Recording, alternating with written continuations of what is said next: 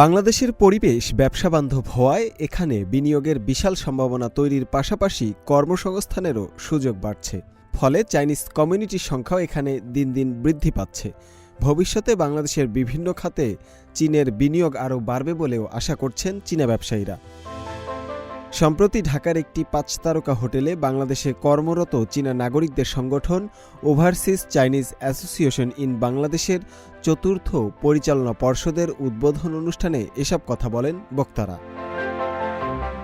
বাংলাদেশ ও চীনের জাতীয় সঙ্গীতের মধ্য দিয়ে শুরু হয় এ উদ্বোধন। এতে প্রধান অতিথি হিসেবে উপস্থিত ছিলেন বাংলাদেশে নিযুক্ত চীনের রাষ্ট্রদূত ইয়াওয়েন। অনুষ্ঠানে বাংলাদেশ ও চীনের বাণিজ্য সামনের দিকে এগিয়ে নিতে গুরুত্বপূর্ণ ভূমিকা রাখায় বিদায়ী পরিচালনা পর্ষদকে ধন্যবাদ জানান চীনের রাষ্ট্রদূত ইয়াওয়েন। চলতি বছর বাংলাদেশে নজিরবিহীন বন্যা হয়। এই বন্যায় সকল চীনা নাগরিক নিজ নিজ অবস্থান থেকে এদেশের মানুষের পাশে দাঁড়িয়েছেন। সংগঠনের প্রায় ৭০ জন স্বেচ্ছাসেবক বন্যার্তদের সহযোগিতায় উদারভাবে কাজ করেছেন। দুর্যোগপূর্ণ অঞ্চলে ৭০ লাখ টাকারও বেশি বাংলাদেশি টাকা প্রদান করেছেন, যা এদেশের মানুষের জন্য চীনা সম্প্রদায়ের নৈতিক দায়িত্ব। এই সংগঠনটি দুই দেশের মানুষের মধ্যে বন্ধুত্বকে আরও সামনের দিকে এগিয়ে নিতে গুরুত্বপূর্ণ ভূমিকা পালন করছে।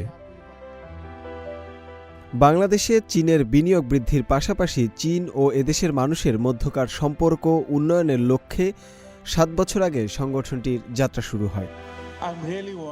বর্তমানে বাংলাদেশ সংস্কারের মধ্যে দিয়ে যাচ্ছে। খুব শীঘ্রই আমরা ভালো একটা পরিবর্তন দেখতে পারব।